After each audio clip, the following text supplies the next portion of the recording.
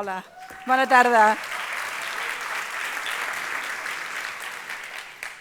Tinc aquí una mena no sé, de guillotina en forma d'hora que m'han dit que només són 18 minuts. Sembla el Cuny accelerat, això.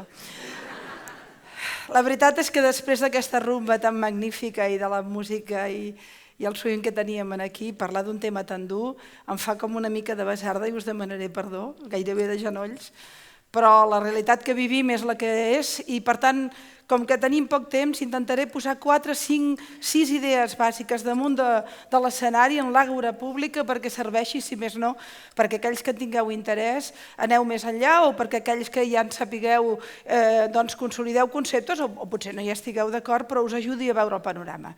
Estem davant d'un problema, tenim uns quants problemes al món, com és evident. N'hi ha un que sembla molt clar, que ens arriba a través del menjador de casa o a vegades a través de notícies molt properes, altres més llunyanes, que té a veure amb un fenomen ideològic i que sembla que també religiós, que està matant gent. Si comptéssim la quantitat de gent que ha mort en atemptats jihadistes des del principi del fenomen, parlaríem de milers de persones. Us podria fer un recompte ràpid, quedaríeu esfereïts: 500 a Kènia, 200 a Argentina, 4.000 a Nova York, 500 en una discoteca a Bali, més de 400 en una escola d'islam, 200 a Totxa, bla, bla, bla, bla, milers. A part, òbviament, tot el fenomen de guerres que hi tenim derivat. Què passa al món? Amb aquest tema concret, en passen uns quants, repeteixo. Què passa al món amb aquest tema? I vaig a fer-ho en forma de format pregunta i en la forma de la resposta que jo, si més no, dono, que podeu acceptar o podeu debatre. Avui no, però en una altra ocasió sí. Primera idea, ens està atacant una religió? El que passa al món, això que jo n'anomeno la ideologia del mal i que altres pensadors, en Glucksmann, per exemple, en deia el totalitarisme nihilista i que tots estem d'acord, els que ens hem dedicat a aquest tema, estem parlant d'un nou totalitarisme, aquest fenomen és culpa de, primer element important, primera pregunta, de l'islam? Ens ataca l'islam o ens ataca un fenomen ideològic? La meva resposta és en aquest sentit rotunda i clara. L'islam és un concepte que aglutina gent molt heterodoxa, molt diversa, d'orígens, de cultures, de percepcions, d'idees. Són gairebé 1.500 milions de persones, 1.400, 1.500 milions. Òbviament són plurals, són diverses i moltes d'elles moren a mans d'aquesta bogeria. Per tant, no ens confonguem perquè és la base de tot. No tenim un problema amb una religió. Podem tenir puntualment problema amb les religions si esdevenen font de fanatisme o si esdevenen font de domini, etc. I totes, diguem-ne, tenen la seva marca. Però el món no pot considerar que té un problema amb una religió majoritària de més de 1.000 milions de persones. No podem pensar això perquè aleshores estaríem condemnant a la Malala, que és musulmana i va intentar estudiar i que per això la intenten matar, o aquella nena de 9 anys que va lluitar per aconseguir el divorci del marit que la violava en 35 anys, ella 9, la violava i la maltractava i que finalment va aconseguir d'una manera miraculosa que li permetessin divorciar-se d'ell. O estarien condemnant una amiga meva que es diu Wafa Sultan, una pensadora siriana que té 3 fàtues de mort i que és musulmana i que viu exiliada a Los Angeles. O estaríem condemnant a tantes i tantes, o a Shirin Ebadi, la primera jutgessa de Pèrsia, d'Iran, que quan van arribar els aiatoles li van prohibir exercir, Premi Nobel de la Pau, lluitadora a favor dels dissidents, dels estudiants i de les dones i contra, òbviament, la lapidació a l'Iran. És a dir, no. El primer que hem de tenir clar és que nosaltres no ens està atacant un déu o una cultura que aglutina milions de persones al món amb totes les seves carències, vivències, idees i moltes d'elles patint de manera terrible i terrorífica aquesta xacra. No, el problema és una ideologia. De la mateixa manera, i ho poso fàcil, de la mateixa manera que el problema no era Alemanya, sinó que era el nazisme, i el problema no eren les idees de justícia social o de canvi social, sinó que era l'estalinisme, i van matar molt en nom pervertint allò. Tampoc el problema no pot ser de cap manera, perquè aleshores sí que aniríem a mal borràs, la sensibilitat o la cultura o la religió d'una gent, sinó la ideologia que la segresta i la utilitza pel mal. Si em permeteu, jo que no soc creient, m'atreveixo a dir que els déus no en tenen la culpa. Ara, l'utilització dels déus per part de la perversitat i la maldat sí que la tenen, de la mateixa manera que a vegades els déus són utilitzats pel bé i aleshores són molt venerables. Primera pregunta, per tant, que deixo resposta. No tenim un problema amb l'islam, tenim un problema amb una ideologia totalitària que ha segregat conceptes de l'islam i que els utilitza per matar i fanatitzar i finalment dominar. Segon element, estem parlant per tant d'una ideologia totalitària absolutament.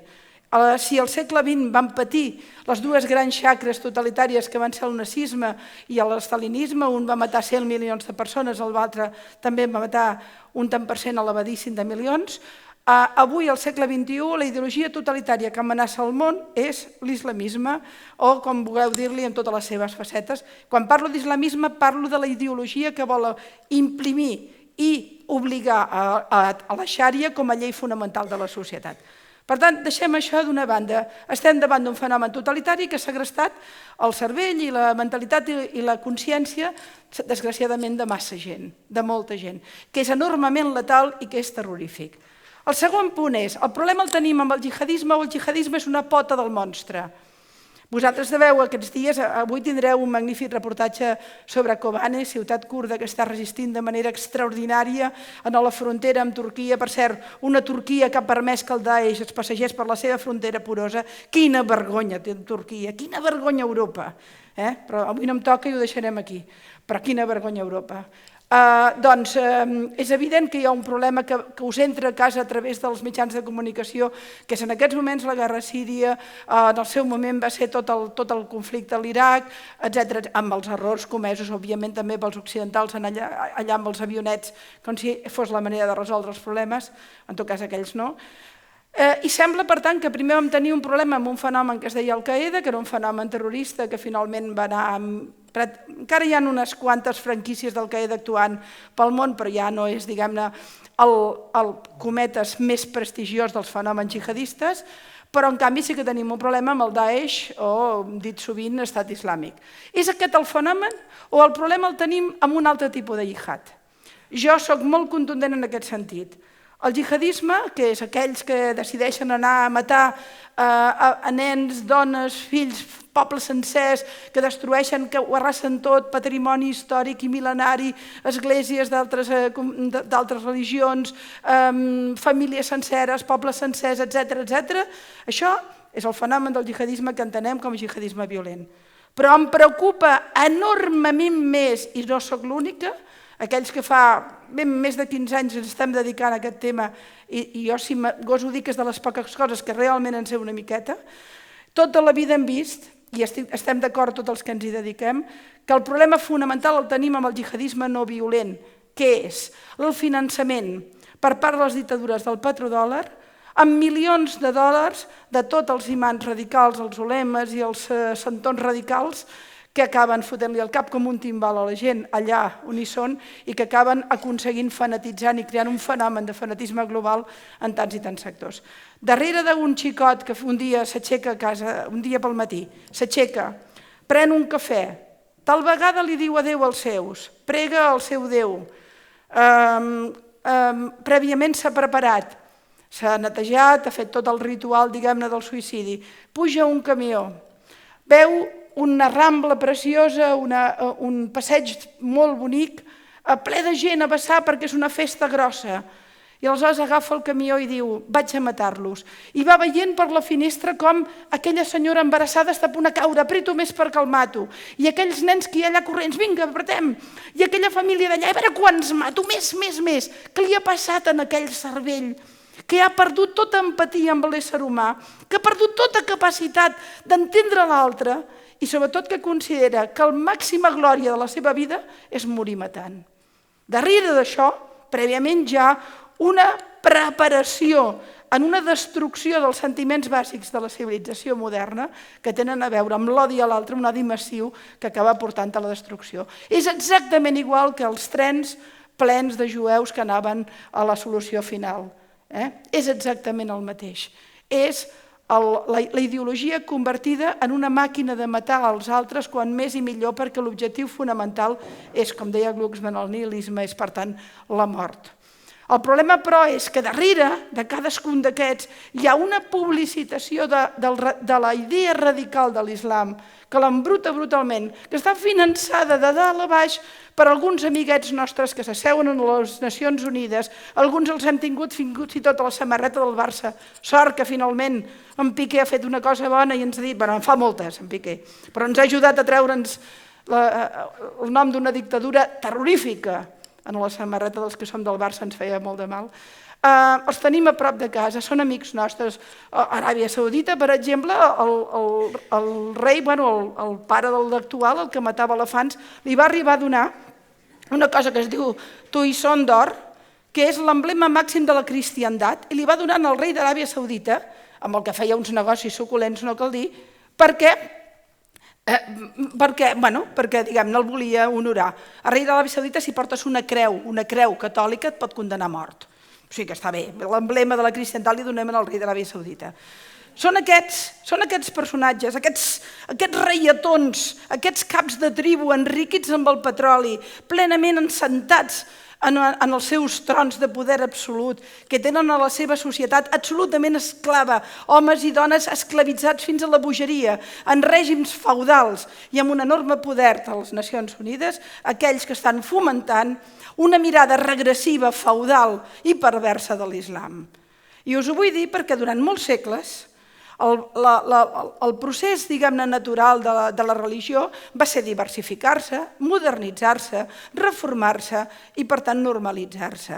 Va haver èpoques en què, per exemple, el col·lectiu humà més perseguit a Europa, que era el jueu, vivia millor a països àrabs o a països musulmans que la pròpia Europa.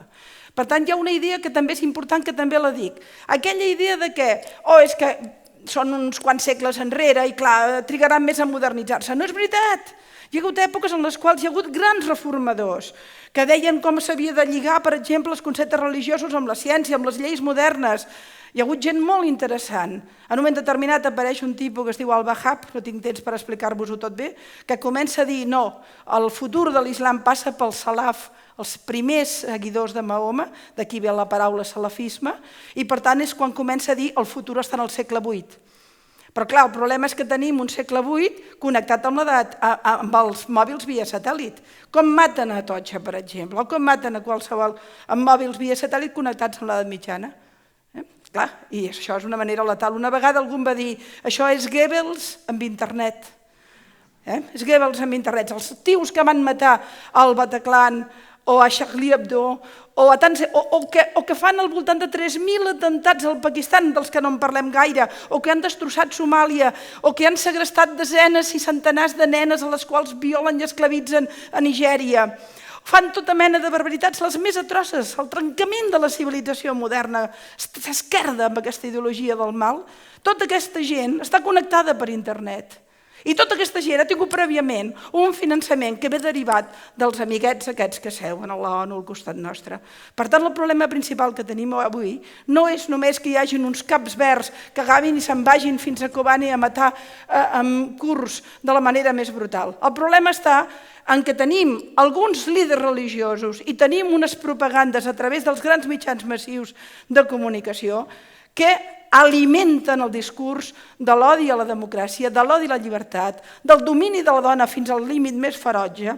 Mireu si arriben a ser bèsties en el seu masclisme letal, que fins i tot, una de les coses més brutals que passen a Kobane, segurament us ho explicaran, són les guerrilleres kurdes, que són unes tipes extraordinàries, noies jovenetes jugant-se la vida i morint, i els hi tenen terror perquè si et mata una dona no vas al paradís, o sigui que no els podem ni matar. Mira, si estan fotudes les dones, no servim ni per matar-los, o per defensar-nos. Estem en el segle XXI.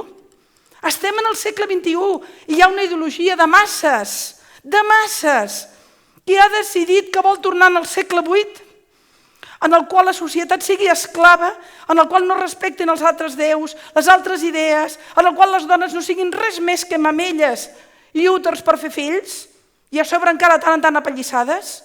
Això és el segle XXI. M'escandalitzen a mi l'estat islàmic, els alcaïdes, els assassins, no, els odio, són terrorífics, però m'escandalitzen més Aquests caps d'estat sentats en els seus trons, carregats de diners fins al capdavall, que ens tenen dominades les entranyes i les voluntats, que finalment acaben alimentant l'antimodernitat, l'antihistòria i la lluita contra la llibertat. I aquest és el de fons. Mireu, una vegada vaig estar en un congrés sobre terrorisme a París on ens van fer una pregunta, érem un grup petit de gent, això fa 7 o 8 anys, no recordo, fa bastants anys ja, i érem un grup petit de gent, que som la gent que ens dediquem a aquest tema, perquè jo d'aquest tema fa molt que corro pel món, i ens van fer una pregunta molt senzilla. Ens van dir, quan ens van dir aquesta frase, és la ideologia totalitària més letal de la història de la humanitat. Recordo que en aquell congrés hi havia alguns jueus que van protestar i van dir res ha estat més letal que el nazisme, que va crear una indústria d'extermini. I la persona que ens parlava, no us diré aquí perquè era algú de seguretat, però la persona que ens parlava va dir, és Goebbels amb internet, la frase que us he dit abans, diu, quants ens han declarat la guerra? Han declarat la guerra a la llibertat, a la modernitat, a la tolerància, a la civilització moderna. Quants són? I ens va fer aquesta pregunta en termes estratègics. Quantes persones musulmanes hi ha al món? Repetim, el que deia abans, 1.400, 1.500 milions de persones. La majoria viuen en dictadures. La majoria no llegeixen Spinoza, ni Voltaire, ni Descartes. No va per aquí. Moltes d'elles estan en situacions ja de domini mental des del primer minut. I no us oblideu, per cert, que quan en el menjador de casa aprens a menysprear la teva mare, acabaràs sent, òbviament, una persona que no ets bona per la llibertat. Perquè si la teva mare, la teva germana i la teva filla ja t'ensenyen a dir que és inferior i que és diferent, és l'inici de tot domini, l'inici de tota destrucció del principi de la tolerància. Per això és un tema central el tema de la dona. Quants? 1.400, 1.500 milions. La meva resposta va ser, la majoria no. La majoria veuen un atemptat salvatge, veuen Charlie Hebdo, veuen el Bataclan, centenars de jovenets el divendres a la nit disfrutant amb un concert i amb uns tipus, vinga, anem a matar-los a tots. La majoria estan veient-ho al Jazeera i diuen, això no va amb mi, que no ho facin amb el meu nom. Quants sí? 50%? Segur que no. 40%? De cap manera. Va, deixem-ho en un 30%, siguem optimistes. 400 milions de persones. Posem que només un 10% decideix fer una passa endavant i dir milito. 40 milions? Decidim que només un 10% finalment va més enllà? 4 milions? Quantes persones tenim a Catalunya radicalitzades que estan en contra de la llibertat? Tots els serveis d'intel·ligència parlen d'un 25% dels ciutadans musulmans. Gran notícia. La majoria volen viure en el nostre país amb llibertat i amb els drets conquerits. Molt bé, però un 25% són 100.000 persones. Hem tingut mai un partit d'extrema dreta o d'extrema esquerra amb 100.000 militants? Connectats amb el Jazeera, connectats que molt sovint no parlen ni l'idioma, ja no el català, que us imagineu, ni el castellà. Sabeu quants suïcides se n'han anat de la nostra casa? Alguns amb carnet, diguem-ne, del Barça i tot? O de la Caixa? Va haver un molt famós que amb un carnet de la Caixa va matar 300 persones de l'exèrcit italià a Síria, d'això fa bastant. Aquest és el tema i m'he quedat sense temps i per tant el resumeixo. El problema el tenim amb que aquesta és una ideologia finançada amb petroli, amb un poder enorme que ens té segrestada el pensament crític, la capacitat de reacció i probablement les voluntats. La frase final de Wafa Sultan: a mi no m'importa que us agradin les pedres, però no me les tireu al damunt. Gràcies.